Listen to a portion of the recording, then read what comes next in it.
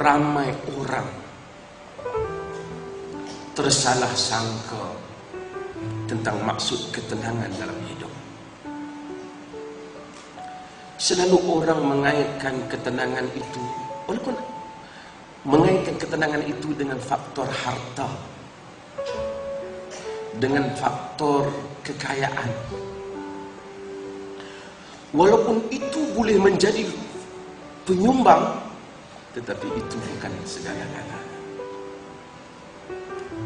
Betapa ramai orang yang berada dalam rumah yang besar, tidur di atas katil yang empuk, tetapi dia tidak lebih enak ataupun lenanya tidak nyenyak. Bahkan ada orang yang tidur di pondok buruk, kadang-kadang dia lebih lena daripada kita. Ada orang yang berada di hadapannya hidangan yang hebat, lauk pauk yang bagus, tetapi lidahnya tidak enak. Lebih enak lagi orang yang makan kadang-kadang dengan 1-2 mata lauk, tapi dia lebih sedap dan selesa makanan. Kata engkau, lihatlah bagaimana Allah membagi-bagikan nikmat. Semua orang sangka kalau orang tu ada rumah besar dan makanan yang sedap, tentulah hidup dia bahagia dan tenang. Belum tentu.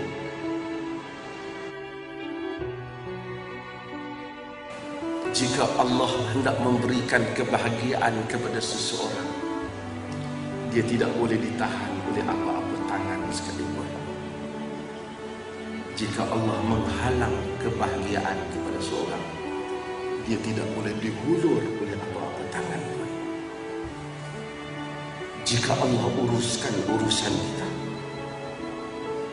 dan Allah tidak serahkan diri kita kepada kita, walaupun sekelip mata, dunia boleh berbuat apa-apa, tetapi mereka tidak boleh mencabar kebesaran kerajaan Allah.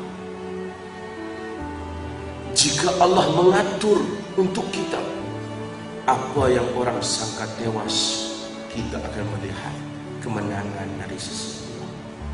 Apa yang orang rasa rugi, Allah akan memberikan keuntungan yang mana jalan-jalan manusia tak sangka, tetapi Allah boleh mewujudkan keajaiban dalam kehidupan.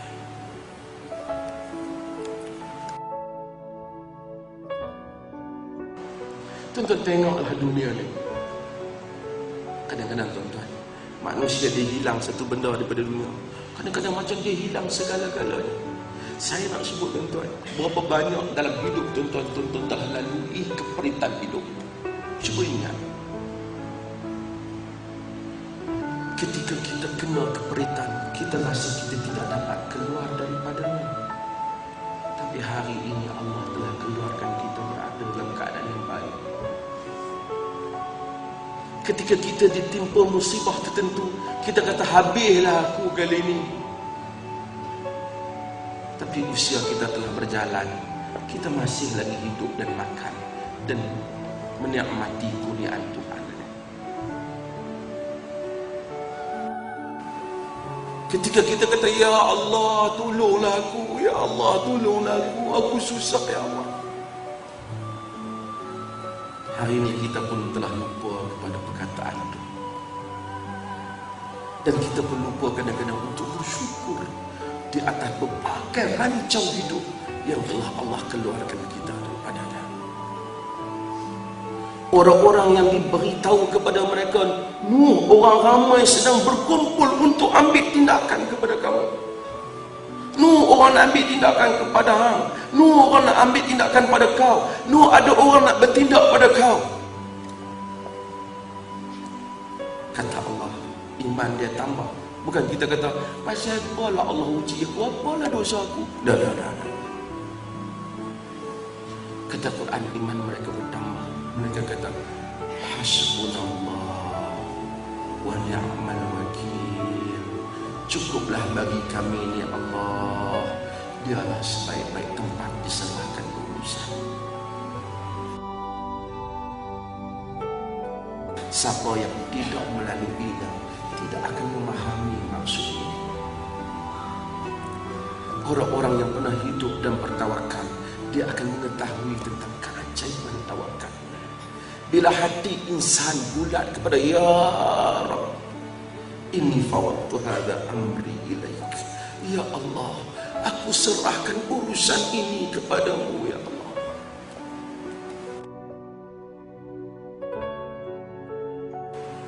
Apabila insan melihat dunia daripada dimensi akhirat, dia akan merasakan dunia ini sangat kecil. Kehidupan ini sangat luas. Nabi sebut dalam hadis yang diriwayatkan oleh Imam Muslim, Allah bawa pada hari akhirat asyaddan nas, manusia yang paling derita dalam dunia. Saya tak tahu manusia paling derita dalam dunia ni. Allah ambil dia, Allah masukkan dia ke dalam syurga. Fahumiza fil jannah, dia dimasukkan, dicelup masuk dalam syurga. Kemudian dia dikeluarkan. Lalu ditanya dia, ya fulan, hal marrat bika minal ba'siqat. Wahai fulan, adakah kau pernah rasa derita dalam hidup? Dia kata, tak. Ayah, aku tak pernah derita apa hidup. Hanya kerana masuk sekelip mata di dalam syurga, lupa cerita derita. Allah ambil manusia yang paling nikmat dalam dunia. Segalanya nikmat Allah masukkan. Fahumiza fil nar, dimasukkan dia celup saja dalam neraka. Lalu dikeluarkan dia. Dia kata, hal marra bika minan ni'am qat. Pernahkah kau merasai nikmat dalam hidup? Kata, aku tak pernah ada nikmat dalam hidup.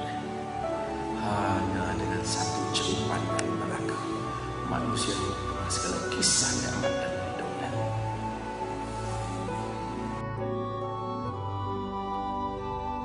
Kita selalu nak bersyukur kalau kita diberi benda baru, dan kita lupa bahawa apa yang telah ada pada kita ini pun suatu nikmat yang besar. Suatu hamba Allah yang patah kakinya, yang dia tidak pernah pun sebut dulu, barangkali tak pernah teringat ada tentang nikmat kaki yang setiap hari dia pijak. Tapi bila satu hari dia sakit kaki, dia kata, ya Allah, bagilah balik kaki aku, sembuhlah balik kaki. Dia tahu besarnya nikmat kaki, nikmat tangan, nikmat sihat. Kata hamka, yang ada ini sudah harapan kita. Yang kita ada di harapan kita. Tapi insan, bukan salah untuk kita mengharapkan yang belum ada, tetapi jangan lupa yang telah ada.